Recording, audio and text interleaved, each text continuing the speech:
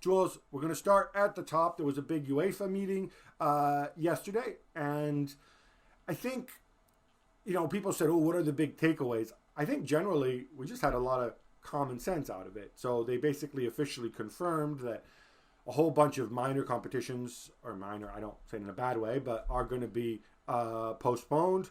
One important competition which is being postponed, although it's an interesting one here because the Danish FA have come out and said this. UEFA have denied it, that any decision has been made, but it concerns the Women's European Championships, which of course are scheduled for next summer, and they would overlap a little bit with the Euros. I think that's all TBD. But the big takeaway, I think, is that the stakeholders would like to wrap up their domestic leagues before we finish with the Champions League and Europa League. Yeah, that's right. For the Euros, for the Women Euros, it's funny because the Scandinavian, they clearly like to go out first on the story, because if you remember for the men European right. Championship, I think it was Norway, wasn't it, who put it on their Twitter account from the federation or something, and then UEFA and everybody confirmed it. It's similar with the women's one, where the Danish FA going like, it's postponed to next year, which, like you said, makes a lot of sense, because that Euros being in England, it would be played at the same time as some of the men's game, and with the men's World Cup, in 2022. But played in the winter, you have the whole 2022 summer to play the Women's Euros, so that would be perfect. But yeah, you're right. It looks like UEFA is saying we can play the Champions League and the Europa League, the remaining games, in July or August. So that leaves you time to finish your leagues, finish your season domestically, send us who will play in the European competition next year in 2020-2021, and then after that we finish whatever the format, Champions League and Europa League. That could be a final 8, a final 4 in the same place, whatever ways. But yeah, that's the big takeaway. I think one of the big reasons they did this too is also health, right? It's travel, because obviously the Champions League, you need to have people traveling from different countries, or there might be different conditions. I suspect also, if it's later on, they hope that maybe some of the behind closed doors restrictions can be lifted, whereas I think we take it as read that, when we return to play, if we return to play this summer, it's going to be initially behind closed doors. And also, Gab, the Champions League and Europa League are always at the end of the season. This is the last 2 games of the season. Nothing else is being played after that. So I think it's natural, almost and normal, that you play everything else, and then whoever is in those 2 finals can focus solely on that, or whoever is in the semi-final, whatever. And then you play that, and that's always your curtain end of the season.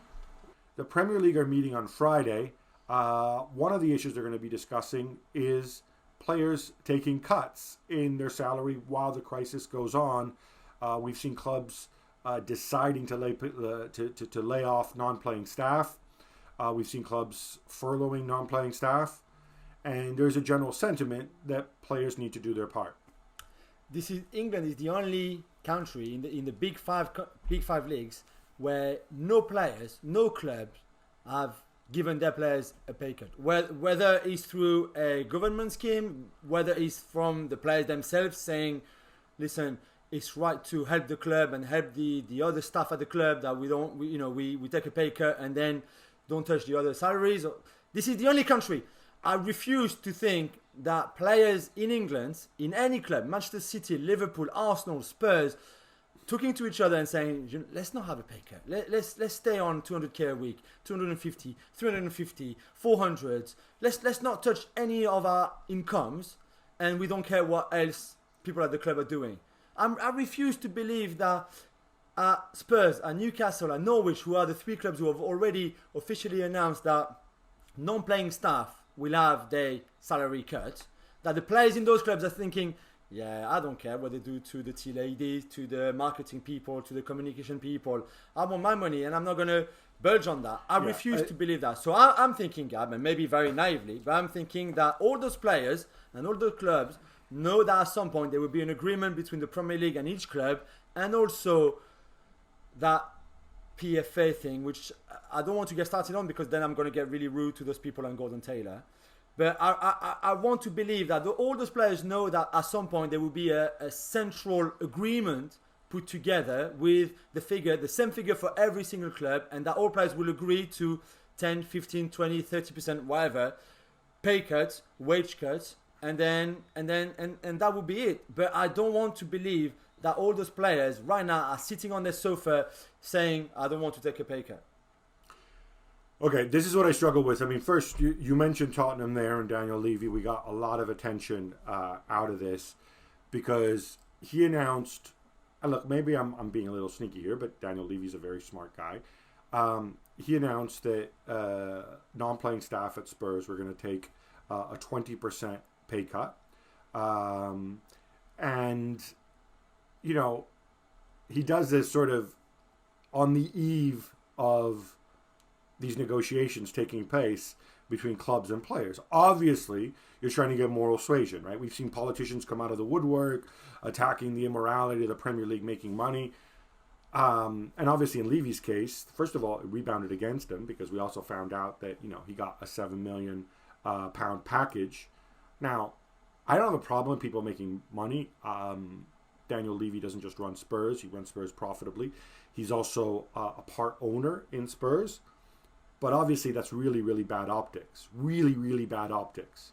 I'm assuming he's also going to take a 20% pay cut. But you know what? If I just got a £7 million bonus, you know, or compensation package, hey, like I'll take a 20% pay cut too, you know, while meanwhile my stake appreciates in value and whatever else. And this brings me to what you said Friday about the PFA. The PFA are saying, well, we want to see all the club accounts. We want to know exactly if we take a pay cut, where does this money go?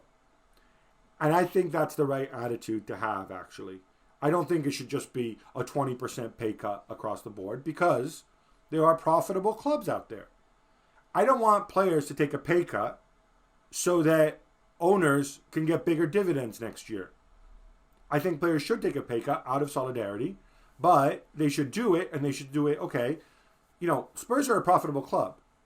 Right? You're cutting these players' wages. Where's that money coming from? Oh, look, it's coming out of the profits that Daniel Levy and Joe Lewis would have made. Yeah, right? But if the Spurs players take a pay cut, that means that maybe the other 550 non-playing staff don't have to take a pay cut. You know what I mean? So that would be the right thing to do. Like Juventus say, okay, we all take a pay cut, but then the non-playing staff at the club who are probably sweating about the future of their job, whatever the job is, as okay, at least we're a bit more secure now, and we don't have to take a lower wage.